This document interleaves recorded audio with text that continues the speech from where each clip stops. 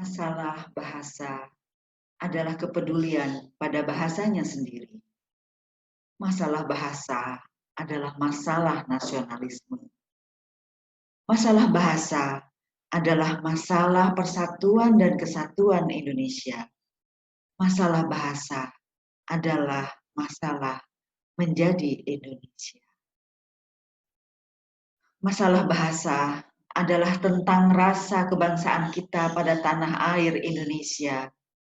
Masalah bahasa adalah masalah kebanggaan menjadi Indonesia dengan berusaha mengerti dan memahami bahasanya. Masalah bahasa adalah masalah ketelitian kita dalam berpikir dengan benar. Masalah bahasa adalah masalah kecermatan berbahasa dengan baik dan benar. Masalah bahasa adalah menjadi ilmuwan Indonesia yang bangga pada bahasanya sendiri, bahasa Indonesia.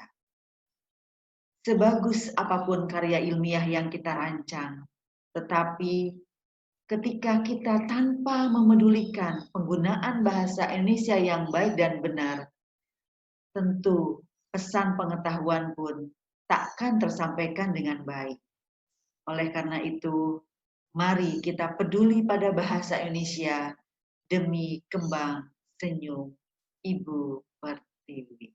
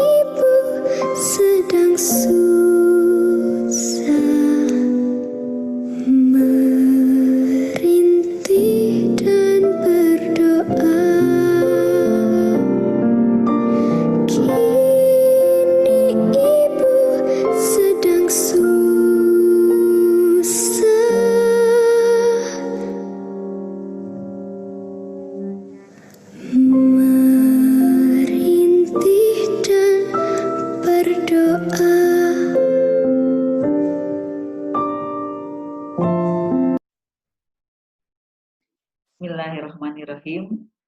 Assalamualaikum warahmatullahi wabarakatuh. Salam sejahtera bagi kita semua. Senang dan bersyukur rasanya saya dapat bertemu dengan Anda meskipun dalam suasana terbatas di tengah pandemi ini. Namun, semoga hal ini tidak membatasi segala ruang gerak Anda dan menjadikan Anda putus asa. Justru harus lebih semangat.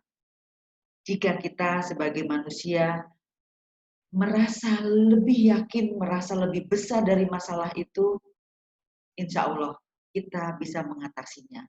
Tetapi sebaliknya, jika kita merasa kecil dari masalah, kita akan kalah oleh masalah itu. Ingat, Tuhan tidak akan memberikan beban masalah melampaui kemampuan kita. Persoalannya adalah kadang kita kurang bijak mengukur anugerah kekuatan yang kita miliki. Oleh karena itu, mari kita bangkit dan maju bersama, tetap giat belajar demi senyum kembang Ibu Pertiwi. Baik mahasiswa yang saya banggakan, izinkan saya menyampaikan materi berikut ini.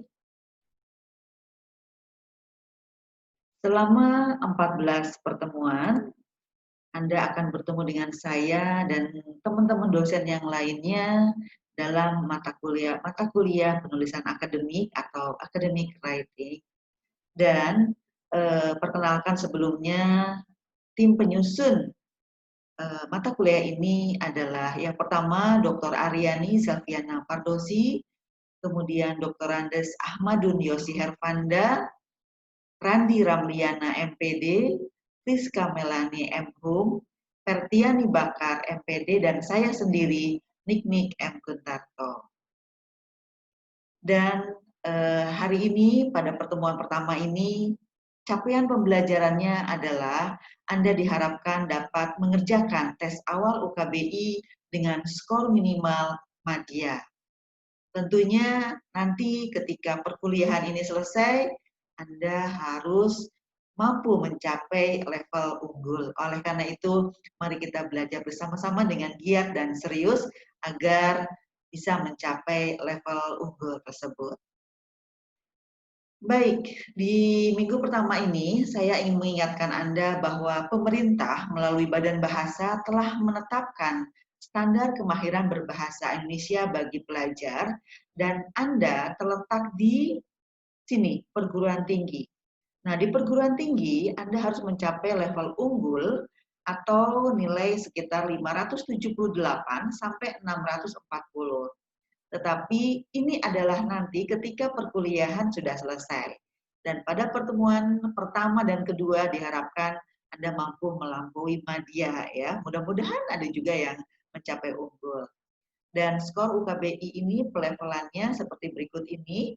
Yang pertama yang paling bawah adalah terbatas, lalu marginal, semenjana, madya, unggul, sangat unggul, dan yang paling tinggi adalah istimewa.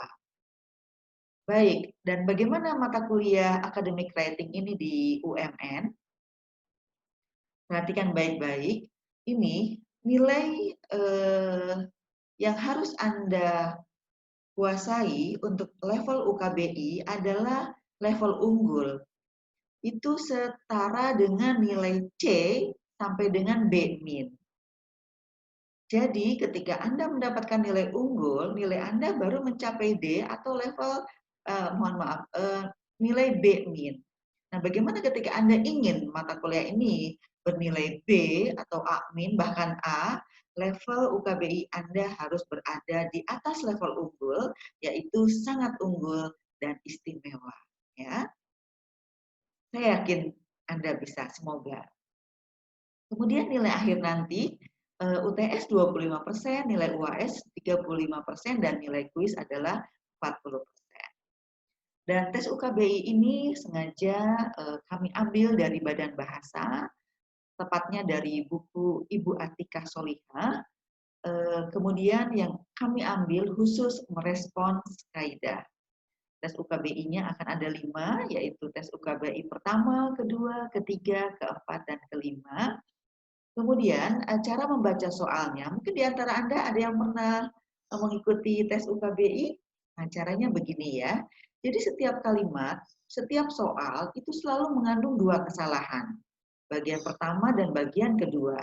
Nah, ketika Anda yakin bahwa yang mengandung kesalahannya itu di bagian pertama, Anda harus menjawab ada di jawabannya A atau B. Jadi tidak akan pernah ketika Anda yakin bahwa kesalahannya ada di bagian pertama, jawabannya ada di C dan D. Itu tidak akan pernah. Ya. Begitu pula sebaliknya, ketika kesalahannya ada pada bagian kedua, jawabannya ada di bagian C dan juga bagian D. Nah, silakan Anda milih yang terbaik. Jadi Anda memperbaiki kesalahan itu. Kemudian materi soal UKBI merespons kaidah ini terdiri atas diksi dan pembentukan kata, ada sinonim, antonim, peluluhan, kata baku, dan sebagainya. Kemudian yang kedua adalah ejaan, yaitu penulisan kata, penulisan huruf, penggunaan tanda baca, dan sebagainya. Lalu yang ketiga adalah kalimat. Ini berhubungan dengan idiomatik, konjungsi, kalimat, kemudian kalimat majemuk, kalimat efektif, dan sebagainya. Nah, berikut adalah soal khusus UKBI merespons kaidah yang diambil dari buku latihan soal UKBI karya Atikah Solihah dan kawan-kawan. Sudah siapkah Anda mengikuti tes UKBI? Saya nanti skor Madia minimal. Lebih baik unggul ya. Kami menanti. Terima kasih.